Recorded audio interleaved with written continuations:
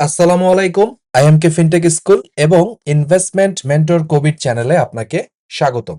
আজকের ভিডিওতে আমরা ডিএসসি এক্স ইন্ডেক্সের টেকনিক্যাল আপডেট জানানোর চেষ্টা করব। টেকনিক্যাল চার্ট অ্যানালাইসিস অনুযায়ী মার্কেটের আউটলুকটা কিরকম সেই বিষয়টা আলোচনা করার চেষ্টা করব। গত বৃহস্পতিবার মার্কেট 18 পয়েন্ট নেগেটিভে ক্লোজ করেছে। 1439 কোটি টাকা ট্রেড হয়েছে। মার্কেট 5743 পয়েন্টে দাঁড়িয়েছে। স্ক্রিনে আপনি ডিএসসি এক্স ইন্ডেক্সের ডেইলি চার্ট দেখতে পাচ্ছেন। সাথে আপনি 3টা লাইন দেখছেন। যারা আমাকে ফলো করছেন তারা জানেন এগুলো হচ্ছে মুভিং এভারেজ।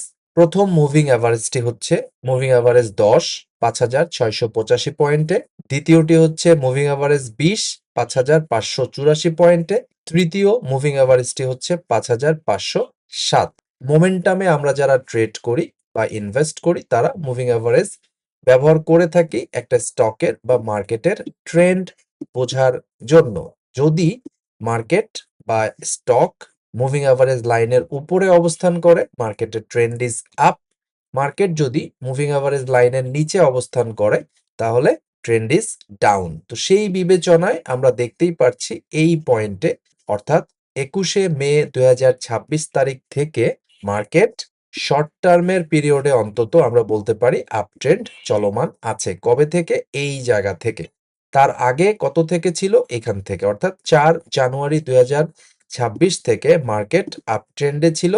তারপর মার্কেট কারেকশন করেছে। তারপর মার্কেট সাইডওয়ে বা কনসোলিডেশন করেছে।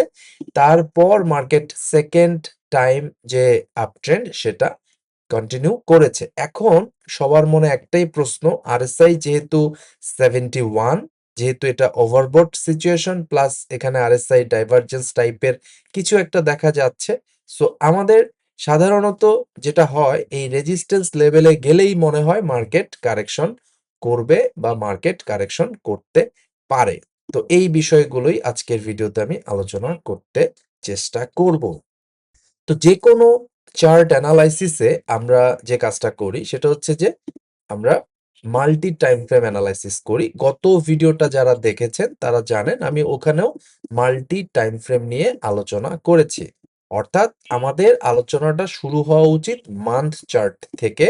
তাহলে আমি একটা স্টকের লঙ্গার ভার্সনে ও কি করতে চাচ্ছে সেটা বুঝতে পারবো। তারপরে আমার দেখা উচিত উইকলি চার্ট।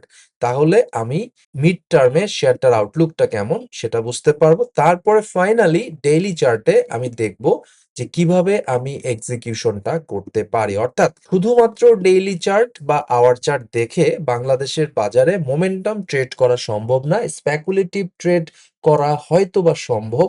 যারা করতে পারছেন ভেরি গুড, তাদের জন্য শুভকামনা।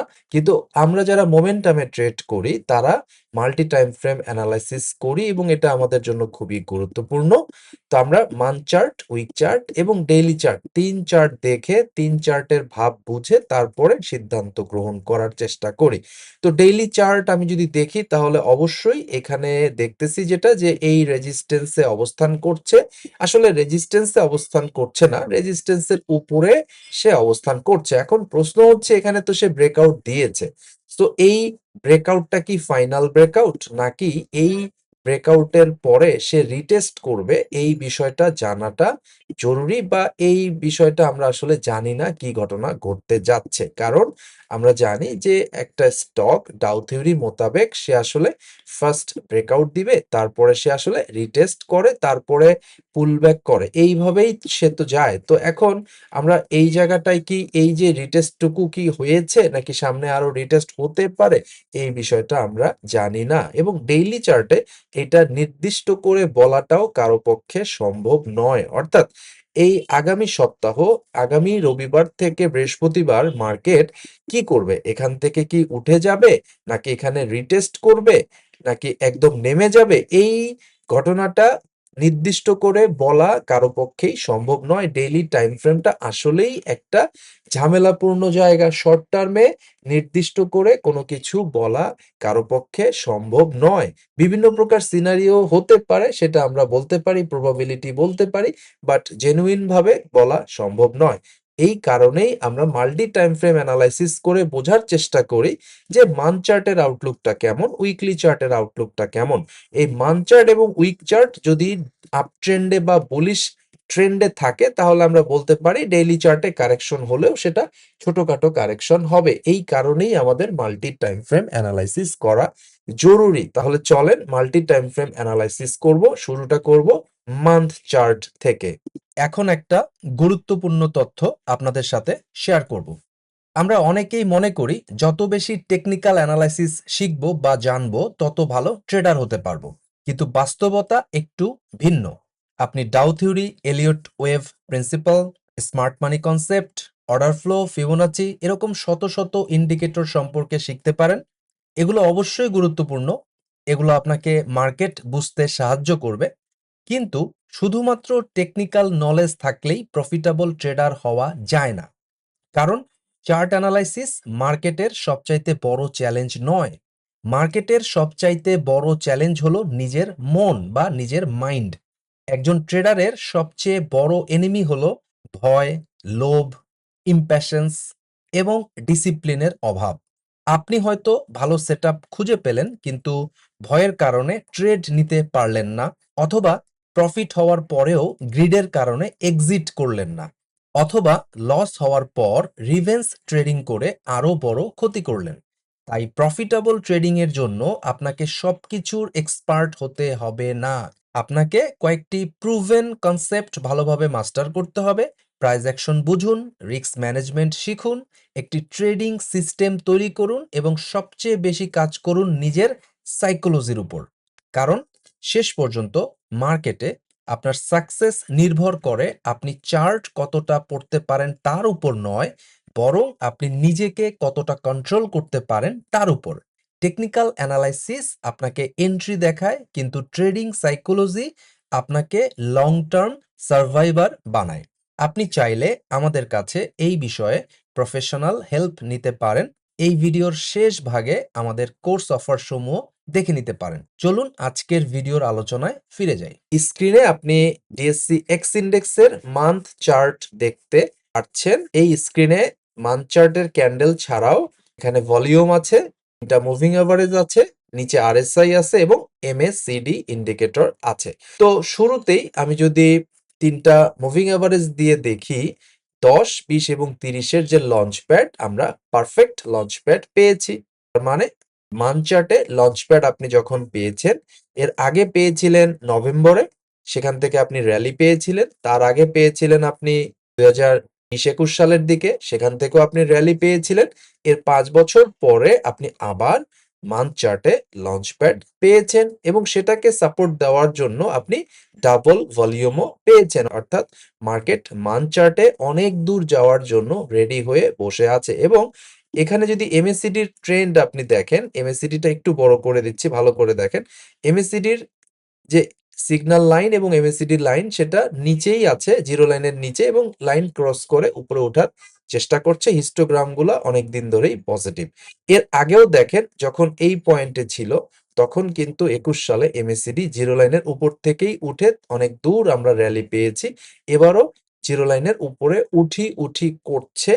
যদিও আমরা জানি এই ইন্ডিকেটর এমএসসিডি এবং মুভিং এভারেজ এগুলো হচ্ছে ল্যাগিং ইন্ডিকেটর, মানে ঘটনা আগে এখানে ঘটে যাবে, তারপরে এখানে দেখা যাবে, এটা আমরা জানি। যার কারণে এখানে ব্রেকআউট আমরা পেয়েছি, অথচ মুভিং এভারেজে এখনো জিরো লাইনের উপরে সে উঠে নাই। বাট যারা এটা দীর্ঘদিন ধরে প্র্যাকটিস করি তারা তো বুঝতেই পারছি কি করতে যাবে। সো মূল কথা হচ্ছে মান্থ চার্টে আপনি পারফেক্ট লঞ্চ প্যাড পেয়েছেন, আর লঞ্চ প্যাড পেলে টেকনিক্যাল চার্টে আমরা বলতে পারি মার্কেট এখান থেকে ভালো মাপের র্যালি দিবে। তাহলে মান্থ চার্টের র্যালি তো আর 5 দিন 6 দিন দিবে না। মান্থ চার্টের র্যালি দিলে 8 মাস থেকে 12 মাস বা 15 মাসও দিতে পারে। কিভাবে? এর আগে আমরা যখন র্যালি দেখেছিলাম, চলেন এখান থেকে যদি আমি ধরি, তাহলে এই র্যালিটা ছিল হচ্ছে গিয়ে আপনার 10 মাস টানা 10টা বার সে র্যালি দিয়েছিল। এর আগের যে র্যালিটা এখান থেকে যদি আমি ধরি, তাহলে এটা র্যালি ছিল হচ্ছে কমপক্ষে 14 বার, মানে 14টা ক্যান্ডেল। তাহলে ডেইলি চার্টে এটা হলে, লঞ্চ প্যাড হলে 14 দিন বাড়বে, 8 দিন বাড়বে, ঠিক আছে। যেহেতু মান্থ চার্টে এটা হয়েছে, তার মানে আগামী 10 মাস, 12 মাস বা 14 মাস মার্কেট আপ ট্রেন্ডে থাকবে। তা 10 মাস, 12 মাস, 14 মাস যদি মার্কেট আপ ট্রেন্ডে থাকে তাহলে মার্কেট অনেক দূর যাবে, এটাই স্বাভাবিক। তো এটা কি আমি বলছি? না, এটা মান চার্ট বলতেছে। মান চার্ট কিভাবে বলতেছে? মান চার্ট তার প্যাটার্ন দেখিয়ে বলছে যে ভাইয়া আমি এর আগেও এই প্যাটার্নে এরকম করেছিলাম। আমাদের টেকনিক্যাল অ্যানালিস্টের কাজ হচ্ছে সেই প্যাটার্ন গুলা রিকগনাইজ করা। তাহলে টেকনিক্যাল অ্যানালাইসিসের মানে প্রিডিক্ট করা না যে আগামী রবিবার মার্কেট 10 পয়েন্ট আপে থাকবে না 10 পয়েন্ট ডাউনে থাকবে, মার্কেটের এক্সাক্ট রেজিস্ট্যান্সটা কোন জায়গায় আর এক্সাক্ট সাপোর্টটা কোন জায়গায়, মার্কেট কোন পয়েন্টে টাচ করে উঠে যাবে, এই ধরনের প্রিডিক্টিভ আলোচনা বা পারফেক্ট প্রিডিক্ট করা এইটা ইনভেস্টরের বা ট্রেডারের কাজ না। টেকনিক্যাল ট্রেডারের কাজ হচ্ছে প্যাটার্ন রিকগনাইজ করা। আপনি যদি ডেইলি চার্টে প্যাটার্ন রিকগনাইজ করেন তাহলে আপনার আউটকাম হবে অল্প অল্প। আপনি যদি উইকলি চার্টে প্যাটার্ন রিকগনাইজ করেন আপনার আউটলুক হবে অনেক মোটামুটি বড় সাইজের। আর যদি আপনি মান্থলি চার্টের প্যাটার্ন রিকগনাইজ করতে পারেন তাহলে আপনি লম্বা টাইম হরাইজনে আপনার ট্রেডিং ইনভেস্টমেন্ট করতে পারবেন। সো দর্শক, মান্থ চার্ট নিয়ে আমার কথাবার্তা এ পর্যন্তই শেষ। এখন আমরা উইকলি চার্টে যাব।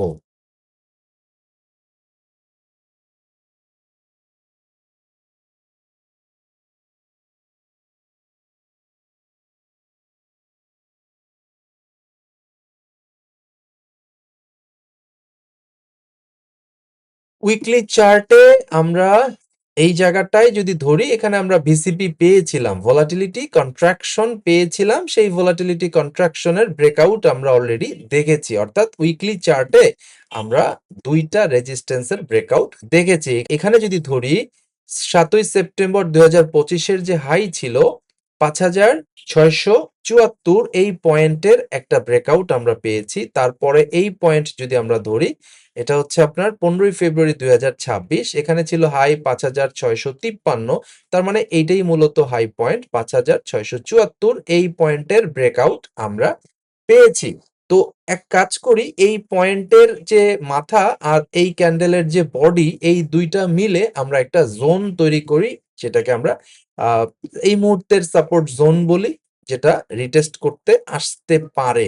তাহলে এই দুইটা মিলে আমি একটা জোন বানিয়ে ফেললাম। আমার জোন হয়েছে কত? 5677 থেকে 5601। এখন কেউ বলবেন ভাই এখানে তো পারফেক্ট হয় নাই, এটা হওয়া দরকার ছিল 5674 আর 5585, এরকম অনেকেই বলতে পারেন যে এক্সাক্ট তো আঁকাআঁকি হলো না। ভাই, আঁকাআঁকি করা আমার উদ্দেশ্য নয়, পারফেক্ট টেকনিক্যাল অ্যানালিস্ট হওয়া আমার উদ্দেশ্য নয়। আমার উদ্দেশ্য হচ্ছে টেকনিক্যাল চার্ট ব্যবহার করে পারফেক্ট ট্রেডার হওয়া, প্রফিটেবল ট্রেডার হওয়া। সো আপনাকে বুঝতে হবে এই পারফেক্ট আঁকাআঁকি করা আর পারফেক্টলি ট্রেড করা দুইটা ডিফারেন্ট জিনিস। সো যারা অ্যানালিস্ট হতে চান তারা আঁকাআঁকিতে মনোযোগ দেন, আর যারা সাকসেসফুল ট্রেডার হতে চান তারা ইন্টারপ্রিটেশনে মনোযোগ দেন, প্যাটার্ন রিকগনিশনে মনোযোগ দিবেন। যাই হোক, আশা করছি বিষয়টা আপনি বুঝতে পেরেছেন। তাহলে আলোচনায় ফেরত যাই। উইকলি চার্টে আমরা এই রেজিস্ট্যান্স জোন ব্রেক করে উপরে উঠেছি। এখন মার্কেট কি করতে পারে? এখন মার্কেট আগামী সপ্তাহে এখানে একটা কন্টিনিউয়েশন দিতেই পারে। আবার মার্কেট যদি বলে যে এই ক্যান্ডেলে আমার রিটেস্ট কমপ্লিট হয় নাই, আমি আবার রিটেস্ট করব, চাইলে সেটাও করতে পারে। সো মার্কেট এখান থেকে কন্টিনিউয়েশন করতে পারে অথবা চাইলে রিটেস্ট করতে পারে। তো রিটেস্ট যদি করে সেই ক্ষেত্রে মার্কেট এই যে জোনটা দেখতে পাচ্ছেন 5677 এবং 5601, এই জোনে টাচ করে এখান থেকে রিটেস্ট করে উঠতে পারে। সো সিনারিও কি হতে পারে? দুইটা হতে পারে, আমরা কেউই জানি না এক্স্যাক্টলি কি হবে। হয় আপনি এখান থেকে কন্টিনিউয়েশন পাবেন, এটা সিনারিও নাম্বার 1, এটার সম্ভাবনা কত আমি জানি না, ধরে নেন 50%, তাহলে 50% সম্ভাবনা এখান থেকে সে উপরেই উঠবে, এটা একটা সিচুয়েশন। আরেকটা সিচুয়েশন হতে পারে যে মার্কেট এই জোনের দিকে এই লাইন বরাবর আসতে পারে, অথবা এই জোনের ভিতরে আসতে পারে, অথবা এই লাইন পর্যন্ত আসতে পারে, আমরা কেউই জানি না। তো এই সিনারিও হতে পারে। তো তাহলে ও কি আগামী সপ্তাহে এখান থেকে কন্টিনিউয়েশন দিবে নাকি এই জায়গাটায় এই জোনে রিটেস্ট করে উঠবে, এটা কিন্তু আমরা এক্স্যাক্টলি কেউ জানি না। তবে আমরা এও জানি যে যখনই কোনো ব্রেকআউট হয় তখন একটা রিটেস্ট হয়। অর্থাৎ এই হচ্ছে আমার এই হচ্ছে আমার ব্রেকআউট। এই ব্রেকআউটের পরে সে সাধারণত এই লাইনটাকে রিটেস্ট করতে আসে। সেই ক্ষেত্রে এই লাইনের কাছাকাছি থেকে ঘুরে যেতে পারে, অথবা এই লাইনে টাচ করে ঘুরে যেতে পারে, অথবা এই লাইনের নিচে ডুব দিয়ে স্মার্ট মানি লিকুইডিটি সুইপ করে তারপর উঠতে পারে। এরকম ঘটনা ঘটতেই পারে। এখন এক্স্যাক্টলি কি ঘটবে এইটা জানার জন্য আমাকে জ্যোতিষবিদ্যায় পারদর্শী হতে হবে, যেটা আমার কাছে নাই। মোমেন্টামে আমরা যারা মুভিং এভারেজ ধরে খেলি, আমাদের কাছে জ্যোতিষবিদ্যা নাই বিধায় ও রবিবার সোমবার কি করবে আমার এক্সাক্ট জানা নাই। তবে এই সিনারিও হতে পারে উইকলি চার্টেও, আশা করছি আপনি বুঝতে পেরেছেন। সো এতক্ষণ পর্যন্ত যে আলোচনাটা করেছি তার টেকওয়ে হচ্ছে, মান্থ চার্ট বলছে long way to go, weekly chart বলছে যে আমরা একটা ভিসিপি ব্রেকআউট পেয়েছি, ভালো মুভমেন্টে আছি, আরএসআই এখনো 69, তার মানে পুরোপুরি ওভারবট হয় নাই, আর একটু উপরে যাওয়ার সুযোগ আছে। তবে রিটেস্টও করতে পারে, আবার কন্টিনিউ করতে পারে। তবে মান্থ চার্ট বলছে লং ওয়ে টু গো। এবার আমরা ডেইলি চার্টে যাচ্ছি। ডেইলি চার্টে আমরা যেটা দেখতেছি সেটা হচ্ছে মার্কেট এই জোনে একবার রিটেস্ট করেছে এই ব্রেকআউটের পরে। তবে এই ব্রেকআউটটাকে পুরোপুরি ব্রেকআউট বলা যাচ্ছে না, কারণ মার্কেট এই জায়গাটায় ব্রেকআউট করতে পারে নাই, উঠে গিয়ে আবার ক্লোজিংটা নিচেই দিয়েছিল বিধায় এইটা ব্রেকআউট এইখানে হয় নাই। আমি বলবো ব্রেকআউট হয়েছে এই দিন 28শে জুন। মার্কেট এই জোনটাকে ব্রেকআউট করেছে, তারপরে এই জোনটাকে মার্কেট এখনো রিটেস্ট করে নাই। সেই ক্ষেত্রে মার্কেট এই জোনে রিটেস্ট করে তারপরে উপরে যাওয়ার চিন্তা ভাবনা করতে পারে। আর যদি মার্কেট এখান থেকে কন্টিনিউ করে, সেটা মার্কেটের ব্যাপার, মার্কেট করতেই পারে। কি করবে শর্ট টার্মে আমরা জানি না। আর আরএসআই এই মুহূর্তে 71, এই জায়গায় আবার ছোটখাটো একটা ডাইভারজেন্সও আমরা দেখেছি। সেই ক্ষেত্রে মার্কেট কুল ডাউন হওয়ার জন্য এই জায়গাটায় কিছুটা সময় নিতে পারে। সেই ক্ষেত্রে তাহলে আলোচনাটা সাম আপটা কি হবে? সাম আপটা এরকম হবে যে মার্কেট এই জোনে বা এই রেজিস্ট্যান্সটাকে রিটেস্ট করতে পারে। আর মোমেন্টামের ভাষায় যদি আমরা বলি তাহলে বলতে পারি মার্কেট তার এই মুভিং অ্যাভারেজ 10, 20 বা 30, এই তিনটা মুভিং অ্যাভারেজকে বা তিনটার যে কোনো একটাকে বা যে কোনো দুইটাকে টাচ করে রিটেস্ট কমপ্লিট করে উপরে উঠতে পারে। এইটা হতেছে বেয়ার কেস সিনারিও। আর বুলিশ কেস সিনারিওতে আমরা বলি যে মার্কেট আরো উপরে উঠে তারপরে থামার কথা চিন্তা করতে পারে। সো মার্কেট দুই রকম সিনারিওই হতে পারে। আমরা এক্স্যাক্টলি জানি না ডেইলি চার্টে কি হবে, মানে সানডে টু থার্সডে মার্কেট কি করবে আমরা জানি না। বাট এই দুইটা সিনারিও হতে পারে। কেন হতে পারে সেই জিনিসগুলো আমরা ব্যাখ্যা করেছি। আর লঙ্গার ভার্সনে মার্কেটে আমাদের আউটলুকটা কি সেটাও আমরা আলোচনা করেছি। দর্শক, আশা করছি আপনি কয়েকটা জিনিস মিনিমাম শিখে নিবেন। একটা হচ্ছে ডাও থিওরি, আরেকটা হচ্ছে লঞ্চ প্যাড।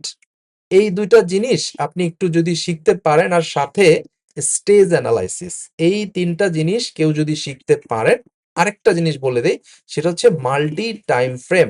এই চারটা জিনিস যদি কেউ শিখতে পারেন তাহলে সে টেকনিক্যাল অ্যানালাইসিসের অনেক কিছুই শিখতে পারবেন বা বুঝতে পারবেন, এবং তার পক্ষে চার্ট দেখে প্যাটার্ন রিকগনিশন করা সবচাইতে সহজ হবে। অর্থাৎ সে হয়তোবা মার্কেটে আঁকাআঁকি করতে পারবে না, মার্কেটে অনেক অ্যানালিস্ট সুন্দর করে আঁকাআঁকি করে, এই আঁকাআঁকি হয়তোবা উনি করতে পারবেন না চার্টে। দরকার নাই আঁকাআঁকি করা, আপনি Dow theory, launch pad, stage analysis এবং মাল্টি টাইম ফ্রেম, এই চারটা জিনিস যদি আয়ত্তে নিতে পারেন তাহলে আপনার আঁকাআঁকি না হলেও সফল ট্রেডার আপনি হতে পারবেন ইনশাল্লাহ।